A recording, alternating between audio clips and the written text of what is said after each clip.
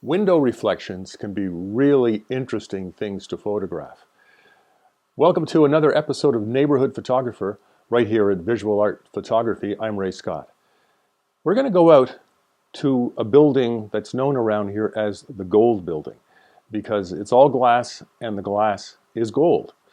And the reflections that can come out of something like that can be amazing. So that's going to be the main thrust of the tutorial today. We're going to take a look at certain tips, certain things that you can do to make your window reflection photography really, really stunning.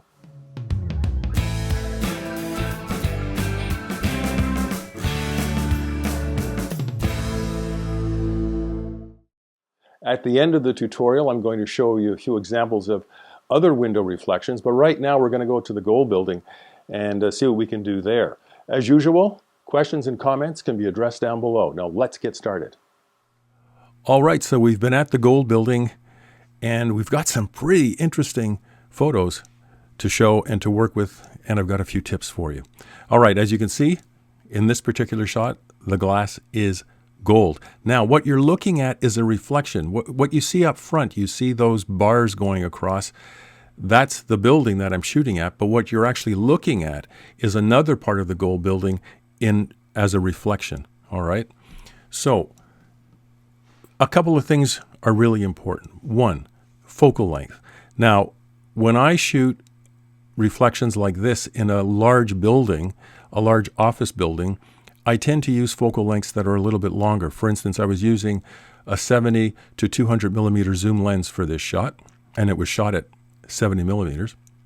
But you can use a wide angle lens too. It just depends on what you're trying to do. All right. So composition is really important because you've got these bars going across, things like that. You are going to have a few things leaning and you can adjust them a little bit, but it's pretty good if you can get things more or less in line. Another thing that's really important as we look at another shot is your point of focus. Now, if you want the reflection to be clear, you should be focusing into the reflection. If you want the bars up front to be clear, depending on what focal length you're using, you may want to focus on them. I find focusing on the reflection the best way. Now, this is you're looking at the building, and you can see some clouds being reflected in the building. But on the right-hand side of the building is part of the Gold Building in back and to the side, to the angle. And that's really what caught my attention. I wanted to have the clouds and I wanted to have that part of that gold showing up. And then I even wanted to have the edge of the building and then the sky. All right. So you zoom in for something like that because this is actually, it's up there. It's a little far away. So you have to be, another tip, to be very aware of angles. You've got your focal length to be concerned about. You have your point of focus and now the angles. All right, because that's really important. That's a big part of the dynamic quality of your image. More about angles here. Don't be afraid to tilt back. Don't be afraid to let these buildings fall back or forward or anything you want. It's artistic license. It's up to you as the photographer. But here's another thing to look for. Clouds in the windows. Lots of fun. And the clouds are showing up kind of gold here because the glass is gold. So more things to look for. Wavy glass, that's another thing to look for.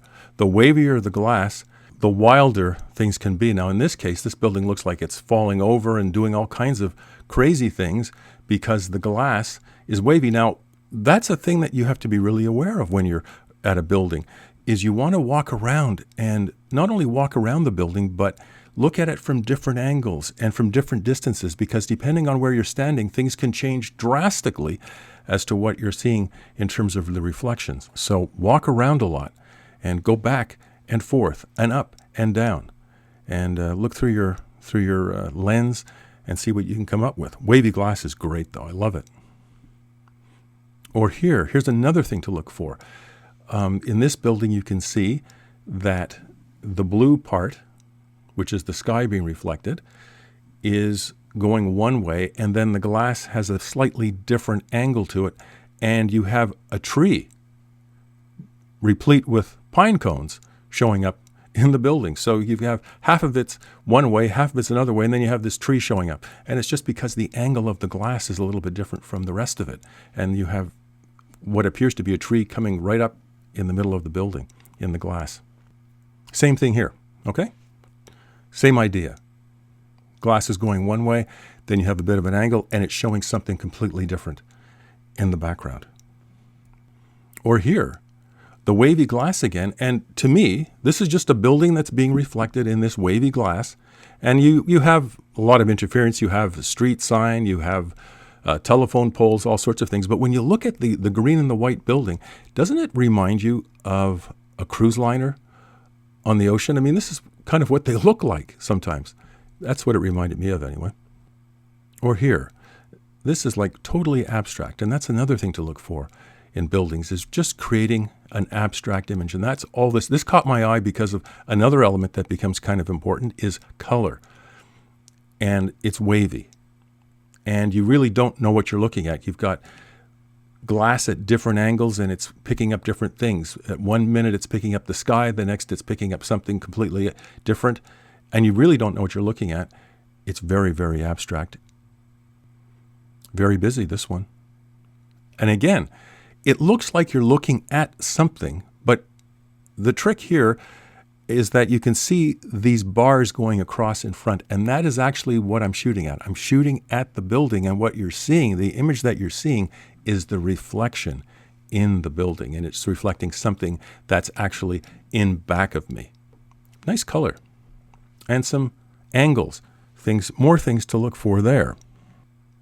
I'm showing you this one because here I zoomed in. I was using a 200 millimeter, and I had the edge of the building. And what I did was I took it into Photoshop, and I used a filter called plastic wrap. And that's exactly what it looks like. It doesn't even, you would never even guess that this is a building really when you look at it with this plastic wrap effect. But again, the possibilities are endless. It's just a matter of doing what you want to do. You may not want to go in this direction, but I just wanted to try something a little bit different, and I came up with that. Okay, we were looking at the gold building, but there are many other things that you can do with window reflections, as is the case here. This old playhouse, and the reflection, you can tell what time of year it is. It's the autumn in the North Country, and you can see those trees, the leaves, in the window.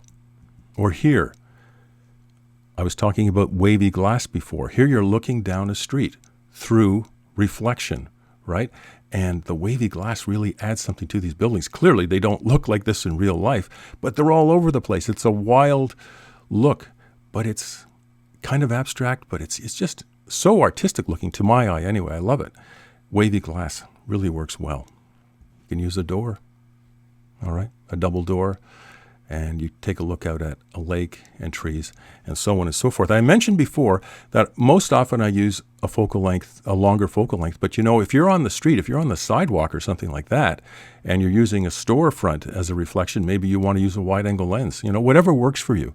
Okay, this is a long focal length again, and what you're looking at is just a couple of buildings here and the reflection that is in that glass. It'll be very interesting to see what you come up with the next time you're out doing window reflection photography. And good luck to you. Until next time, I'm Ray Scott reminding you, it's not what you see, it's how you see it. And I'll see you soon.